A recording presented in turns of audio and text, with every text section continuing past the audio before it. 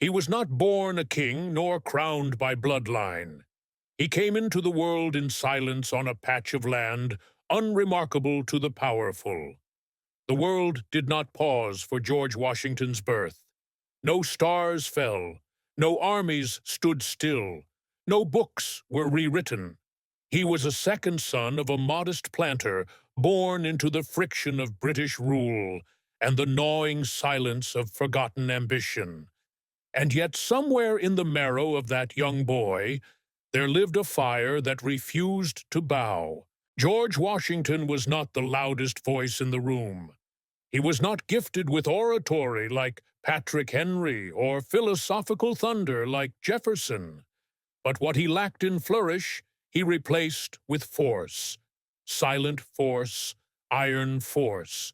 The kind of force that lives in the bones of men who choose war not for glory, but because peace cannot be born without it.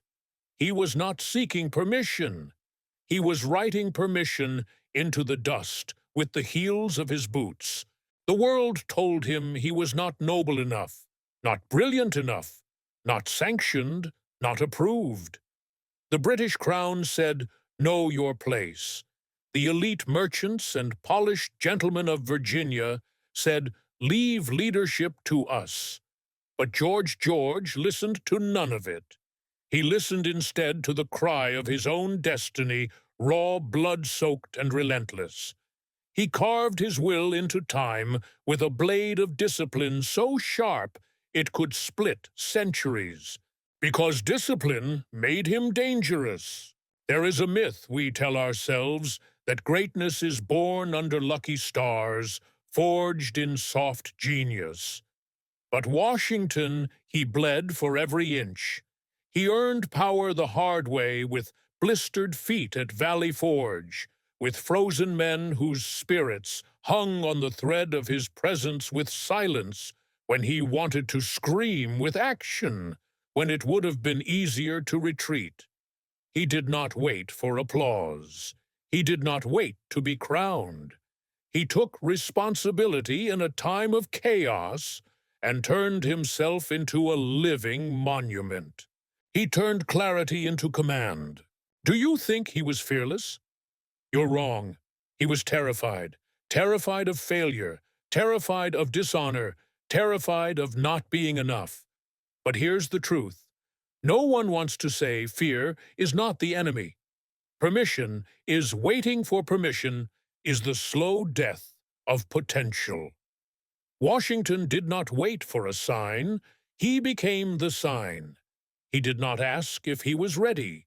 He decided readiness was irrelevant.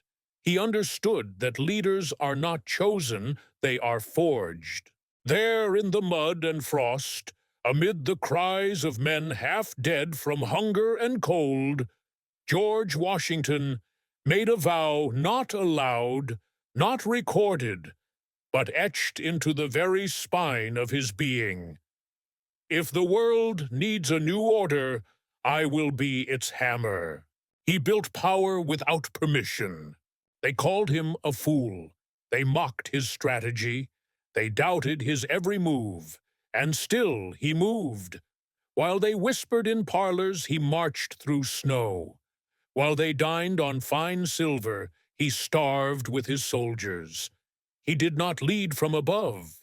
He bled beside them shoulder to shoulder with the solemn rage of a man who knew that history bends not to words, but to action. He understood something sacred. You do not beg for liberty. You birth it in suffering. You raise it in silence. You guard it in solitude. You defend it with everything they tell you to fear. Vision without action is fantasy. Action without vision is chaos. Washington possessed both. Vision as sharp as steel. Action as unstoppable as time. He saw not just the war, but the nation. Not just the battle, but the blueprint. He became the bridge between what was and what had never been. He became the father not because he claimed it, but because he carried it on torn boots, on sleepless nights, on decisions so crushing they would have broken lesser men. He mastered pain until pain became his ally. And he made one brutal decision again and again to continue. Not because it was noble, not because it was fair, but because forward was the only direction that didn't lead to defeat. That is the secret. That is the code. The mountain does not move for the man who negotiates. It moves for the man who climbs. They offered him a crown. He turned it down. Not because he didn't want it, but because he knew true power is never worn, only wielded. And the second you grasp it for yourself, you lose the right to lead others. That is the apex of self-leadership. To say, I can rule, but I choose to serve. George Washington wasn't just a man. He was a decision repeated over and over in fire and silence, to rise, when comfort called him down to endure, when retreat looked easier to trust the storm more than the shore. And he never once asked for permission. The world tried to stop him. The world will try to stop you. It will tell you you're not ready, that your vision is too bold, that you need more time, more validation, more security, more applause, that your dreams are too heavy, your path too lonely, your ambition too dangerous. Ignore all of it. Do not wait to be picked. Do not wait to be named. You are not a product of permission. You are the fire, the force, the will. The ones who change the world are not the ones who wait. They are the ones who decide. George Washington did not become history's monument by chance. He became it by sacrifice, by conviction, by choosing action over comfort, identity over imitation, duty over noise. So the question is not whether you are allowed to build something powerful. The question is, will you build it without permission? Because somewhere deep in your marrow, you already know permission is a myth. They told George Washington to fall in line. He didn't. They told him to defer to British might, to kneel to Parliament, to accept the unspoken rule that colonies birth followers, not leaders. But he wasn't born to follow. He wasn't made to bow. He carried a burden too great for titles, too sacred for applause, too raw to be reduced to any man's praise. What he bore was destiny, not in the grand romantic sense, but in the brutal weight of responsibility, of being the last line between collapse and a future unborn. And in that fire something ancient rose in him, a discipline not of rules, but of resolve, a mindset not inherited, but hunted. He did not seek comfort. He sought command not over others, but over himself. And that is where power begins. That is the genesis of kings not crowned, but carved men who bend history because they have first bent themselves. George bled in silence. He failed. He faltered. He questioned everything except the mission. And when you live like that, when you sacrifice the applause for alignment, when you trade recognition for resolve, then you begin to see what others can't. You begin to move in ways others won't. You are no longer just a man, you are a standard, a signal, a storm. This is not about Washington the general, not Washington the president. This is about the man before the marble, the man behind the myths, the man alone in his thoughts at 3 in the morning, writing letters by candlelight while frost curled beneath the doors. The man who walked through the valley of death, not because he wasn't afraid, but because retreat was death, with his eyes open. And that is where your greatness lies, not in what you dream when it's easy, but in what you choose when everything is against you. You want to build something, Then be ready to be doubted. You want to lead. Be ready to be hated. You want to rise. Be ready to bleed. Because evolution does not come with comfort. And no one who ever changed the world got there waiting for a committee to approve their spirit. George did not wait to be asked. He asked nothing. He took the broken pieces of an unborn nation and stitched them together with belief. Not the shallow belief of slogans, but the deep, raging certainty that what does not yet exist must. That what has never been can. That freedom is not found, it is forged, hammered, tempered, claimed, not by permission, by force of will. So what is your excuse? Too young. He was 22 when he first led men into fire, too unqualified. He had no formal military training, too much pressure. He commanded a revolution with no playbook, too many eyes watching. He was watched by the world, every move judged, every mistake amplified. And still he moved, still he rose. Because once you decide that the mountain must be climbed, the slope no longer matters. Once you declare the vision non-negotiable, the opposition becomes irrelevant. That is how power is built. Quietly, repeatedly, without fanfare, without cheering crowds, in the cold hours when only your soul remains to remind you, get up again. This is not about being fearless. This is about walking with fear in your chest and still taking the hill. This is about deciding that your purpose is louder than your panic, that your vision is heavier than their doubts. And if they say you can't, good. Let them say it. Let them whisper. Let them mock. Let them turn their backs. Because the day will come when the same world that doubted you will ask how you did it. And you will look them in the eyes and say, I did it without permission. Like Washington. Because the laws that govern ordinary men do not apply to those who choose evolution over ego, those who sacrifice recognition for relevance, those who understand that legacy is not written in words, but in war, the internal war, the silent war, the war to remain faithful to your mission, when everything inside you screams to surrender. George Washington fought a physical revolution. You will fight an internal one. His battlefield was soaked in blood and smoke.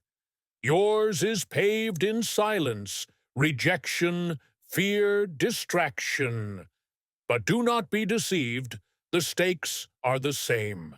One life, one shot, one chance to write something so powerful into the timeline of existence that no force, no critic, no century can erase it. So rise, rise when they push you down. Rise when the cold sets in. Rise when your knees ache, when your breath is ragged, when your faith is flickering. Rise without applause. Rise without backup. Rise without permission. Because power is not something you are given. It is something you become. And if they won't give it to you, take it anyway, because that's what George did. He took it, not with arrogance, but with absolution. Not for himself, but for something bigger than breath, bigger than land, bigger than any single man's name carved in granite. He stepped into the fire with empty hands and unshakable clarity. And when the world told him to kneel, he stood taller. When the cold bit into his army's bones, he wrapped his will around them like armor. When everything inside him screamed, "You are not enough," he replied, "Then I will become more." There is no crown on that kind of power. There are no ceremonies for that kind of becoming, only scars and silence. and the haunting discipline of a man who understands that the only way out is through. You want your revolution. Then you must first become the kind of person who deserves one. You must become the leader long before you wear the title. You must move mountains while the world is asleep. You must confront every lie that ever told you you should wait. Because greatness does not wait. It does not delay. It does not whisper. It roars through the locked gates of mediocrity and sets fire to the rules built to contain it. Washington wasn't lucky. He was ruthless with himself, with his habits, with his vision, with his excuses. Do you want to be liked, or do you want to be legendary? You don't get both. The road to significance is paved in misunderstanding. It's lined with the broken bones of comfort, and it only welcomes those who show up bloody, blistered, burdened, and say, "I'm still here." George Washington didn't have all the answers. He made mistakes. He lost battles. He carried guilt so heavy it bent his posture and weighed on every decision. But he owned it. Every failure, every fall. Because ownership is where kings are made. Not in bloodlines, in blood. His power didn't come from being perfect. It came from refusing to fold, from learning faster than the enemy, from choosing clarity when chaos screamed for confusion, from rising every single time he was broken. So if you're waiting for permission, understand this.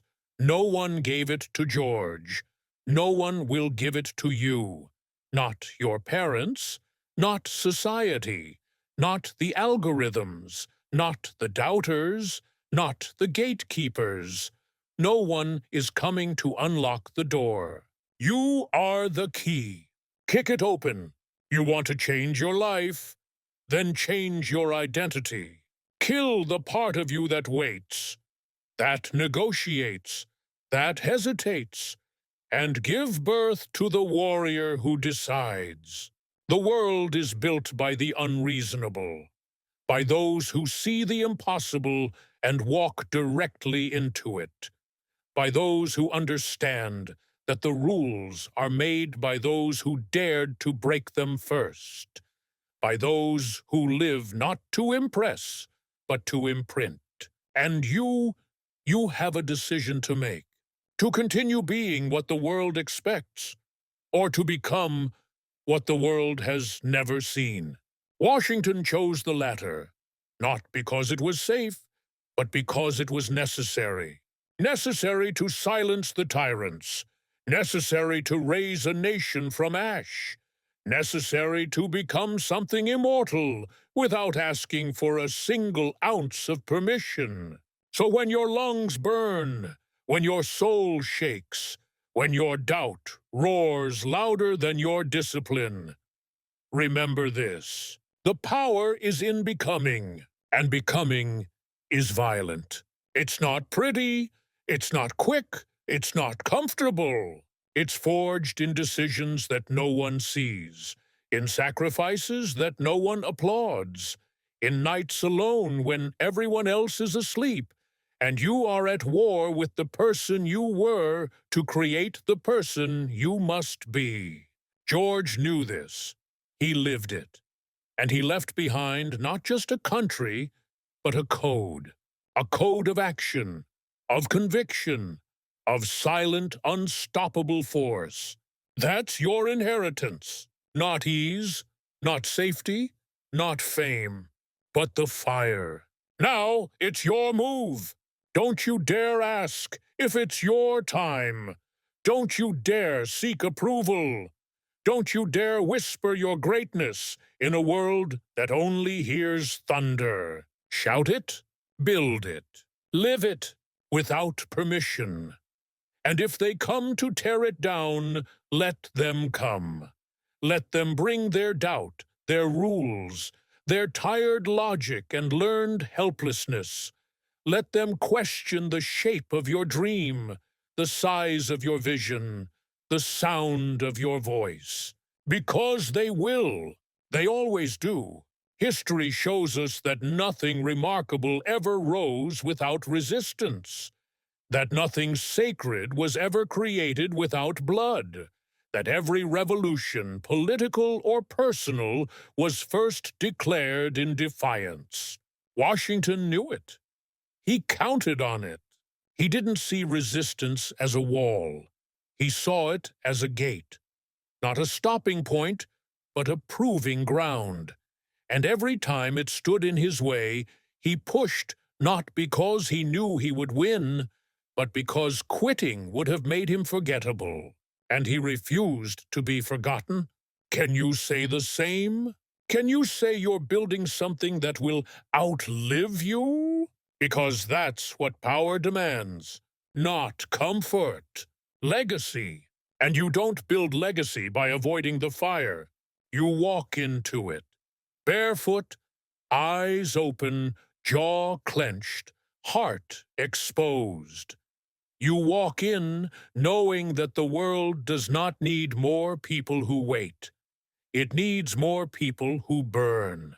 People who choose to keep moving even when the weight is unbearable. People who refuse to fold their dreams into shapes that fit other people's boxes. People who understand that silence does not mean surrender, it means focus. George Washington built power in silence. He studied while others slept. He listened while others shouted. He led while others postured. And when the world offered him a throne, he walked away. Because he knew that the greatest form of power is restraint. When you can have everything, but choose principle. When you can rule, but choose to serve. That's when history remembers you. And yet today we are surrounded by noise, distraction, applause chasing, fake crowns and hollow followers, a culture drunk on comfort, allergic to consequence. But if you're still listening, you're different. You're here not to play the game, but to redefine it. You're not here to borrow permission. You're here to withdraw your power from the bank of mediocrity and invest it into something eternal. The mountain doesn't care about your resume. It doesn't care where you came from. It doesn't care who told you you weren't good enough. It only asks one question. Will you climb anyway? That's what George did. Every day, step by step, through ice, through blood, through betrayal and broken boots. He climbed because the summit was not a place. It was a principle that a man could lead without tyranny, that a people could rise without permission, that freedom was not granted, it was seized.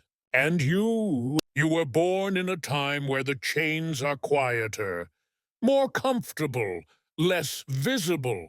But make no mistake, they're still there. Doubt is a chain. Comfort is a chain. Waiting is a chain. Approval is a chain. And the longer you wear them, the more they feel like your skin. Rip them off.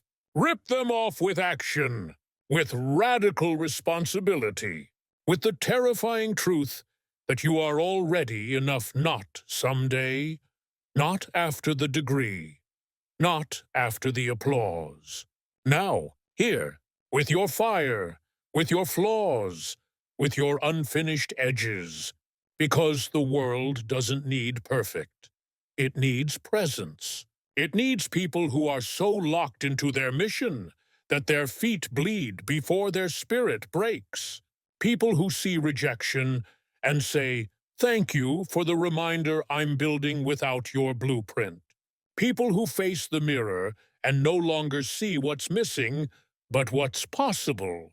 Washington built a nation not because he had all the answers, but because he refused to accept the world as it was. That is power. That is legacy.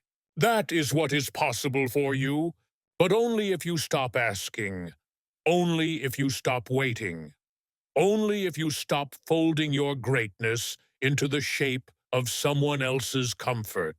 Burn the permission slips. Rise, lead, not someday, now, without permission.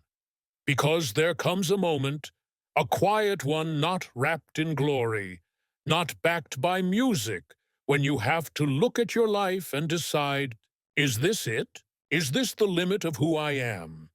Is this the full measure of my potential? Is this the hill I die on, or the hill I conquer? And in that moment, the world will go silent. No applause, no advice, no guiding hand. Just you, and the mirror, and the question, do I build, or do I break? George Washington faced that mirror. Not once, not twice, but every morning as he buttoned the same tattered coat, rode into the same bitter cold, and saw his men wasting away on frozen earth. And he still rose, still believed, still built. He didn't build with bricks. He built with belief, in an idea, in a people, in himself. That's what most never understand. You can build an empire and still be empty. You can win a crown and lose your soul. But when you build from belief, you never run out of fuel. It is inexhaustible. Washington wasn't fueled by certainty. He was fueled by conviction. He didn't know they would win, but he knew they must fight. Do you feel that difference? It's the difference between waiting to feel ready and deciding to be relentless. It's the difference between rehearsing a dream and living it. It's the difference between men who exist and men who etch their name into eternity. You want to know how he did it. He didn't look for signs. He became the sign. He didn't wait for history to notice him. He kicked the doors of history open and declared himself permanent. And here's the hardest truth I can give you. No one will crown you until you've already earned it in silence. No one will believe in you until it's too late to matter. No one will follow you until you've walked alone long enough to prove you don't need them. That is the path. That is the crucible. That is the real price of becoming unstoppable. And the question still stands. Will you pay it? Because power is not something you own, it's something you embody. Every day, in every action, especially when no one is watching. It is in the reps you do when no one is counting. It's in the discipline you enforce when no one is asking. It's in the decisions you make when comfort whispers seduction in your ear. Washington had no safety net, no backup plan, no second option. He was all in, every ounce of him devoted to a vision that did not exist. He risked everything to build something bigger than himself. And if you are not willing to do the same, then what are you building? A job, a title, a routine, or a legacy? Because only one of those survives you. Only one of those stands the test of silence and time and death. He knew that. And because of that knowing, he rewrote the future. So I ask you, as your heart beats against your chest, like a war drum, what will you do? Will you keep pretending you need more time? Will you keep silencing the call because it feels too heavy? Will you keep pretending you're not ready, when the truth is, you're just afraid? Or will you become something no one can ignore, not by shouting, not by asking, but by becoming, like George, like fire, like a force of nature that does not negotiate. This is not about him anymore. This is about you. This is your revolution now. This is your war. And history is watching. Write something it can't erase. Do it loudly. Do it completely. Do it without permission. Because if you don't, then you will live a quiet death. Not the kind that ends your breathing, but the kind that ends your becoming. The slow erosion of who you could have been, buried under the rubble of hesitation, approval-seeking, and small decisions made to please cowards. That is the graveyard of the unrealized. It is full of men and women who could have but didn't, who dreamed but waited, who felt the pull of destiny and stayed seated. But not you, not you, because if you've listened this far, it's already begun. The war has already started. The chains are already snapping, and the lie of permission is already choking on its final breath. George Washington didn't lead because he wanted to be seen. He led because he couldn't stomach the thought of not stepping up. When the weight came, he lifted it. When the silence fell, he spoke with his actions. When the nation trembled, he stood like granite. And that's what you must become. Not a copy, not a quote, not a sanitized imitation, but a force, singular, relentless, unapologetically forged in your own furnace of trials. They'll tell you you're too intense, too serious, too much. Let them. Intensity is the signature of the chosen, of those who live on purpose, of those who no longer find safety in approval, but truth in conviction. That's what drove Washington, not ambition for himself, but submission to something higher. He bowed to purpose, not men. And now, that same choice is before you. Will you submit to your limits, or will you bend your limits to your will?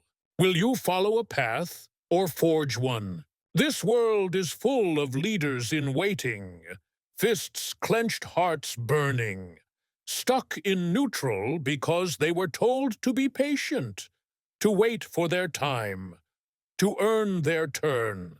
But the truth, your time is whenever you decide it is. And your turn, it only comes when you take it. Not with entitlement, but with unshakable resolve. Not with noise, but with depth. Not with arrogance, but with sacred duty. Washington understood the difference between noise and echo. He didn't want to be heard. He wanted to be remembered. There's a power in that silence, a voltage in that inner fire. And right now, in this very breath, it's inside you. Waiting. Waiting not for permission, not for perfect timing, not for someone to say, "Now you may begin," but for you to stand and declare, "This is the moment I rise." Not tomorrow, not after the fear fades, not when you're finally ready. Now, because no one is coming to bless your journey. No one is coming to choose you. No one is coming to tap you on the shoulder and say, "You are the one." You have to claim it. You have to storm the gates of your own limitation. You have to lead yourself before the world will follow. That is how Washington moved empires. That is how you will move lives.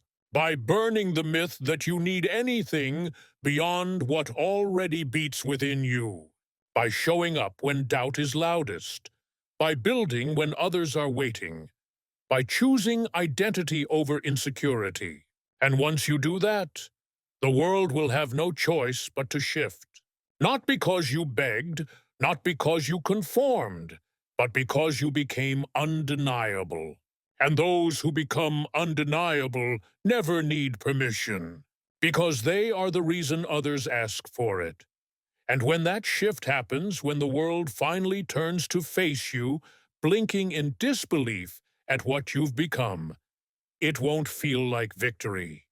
It will feel like home. Not the soft, comfortable kind, the kind built in the bones, in the marrow, in the fire-forged recognition that this is where you were always meant to stand, on the edge of the impossible, staring it down, not with fear, but with fury, with love for what could be, and hatred for what was allowed to remain too long. Because George Washington didn't just fight the British. He fought inertia, the rot of good enough, the sleep of empires fat on obedience, the quiet decay of men who once believed and then settled. He refused to settle, refused to let comfort negotiate with clarity, refused to let chaos erode character, refused to allow history to write him in lowercase. And you must do the same, because there are two kinds of people, those who live by default and those who live by design. Washington designed everything: his presence, his silence, his sacrifice. He knew that identity wasn't a costume, it was a code, and he lived by it even when no one was watching. That is the level you must rise to. A level where you do what's right, not what's noticed. Where you show up because it matters, not because it's seen. Where every step, every decision, every act of defiance is carved from the same granite truth. I am here to build something eternal. Let them laugh. Let them dismiss you. Let them shrink from the heat of your vision. Because when they say, "Who do you think you are?" you will answer without words. You will answer by becoming something they cannot ignore. That's what George did.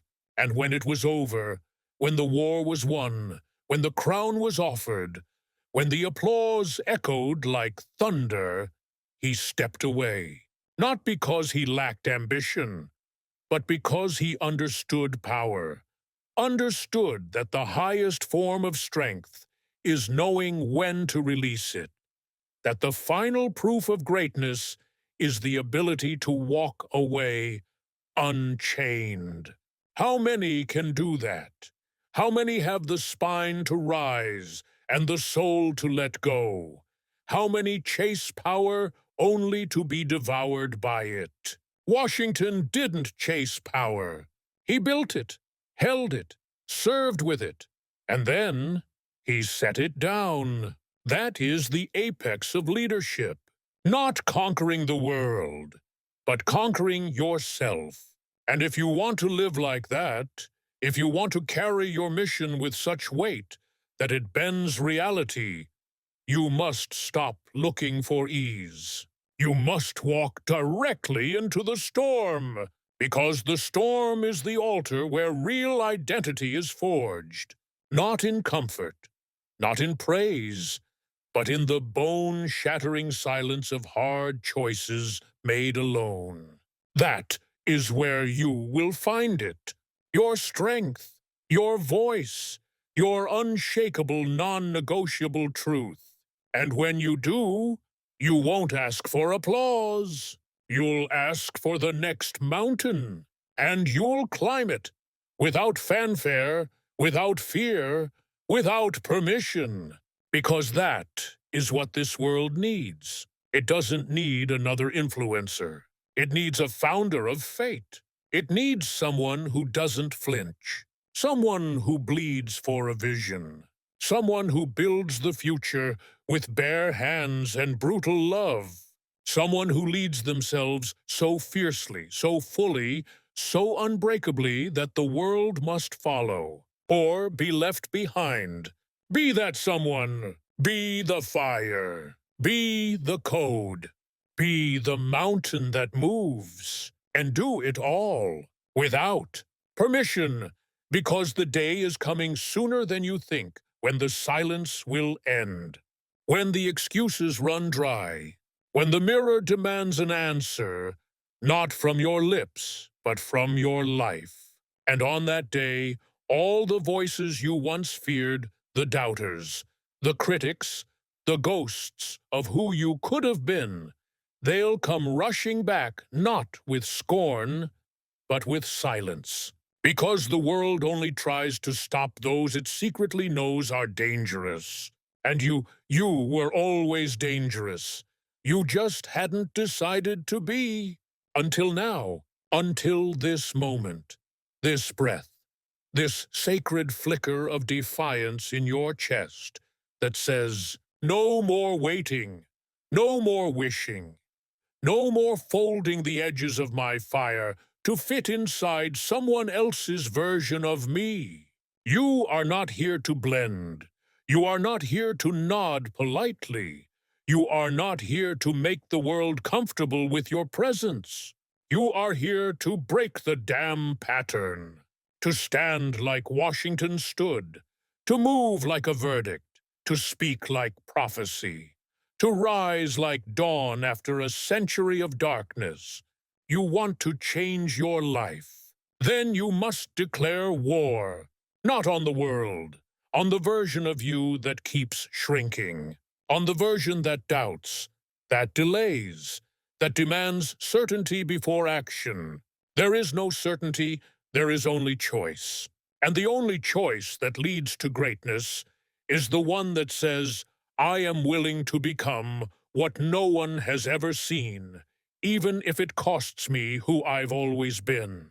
That's the price. The blood price. The truth no mentor will tell you, no school will teach you.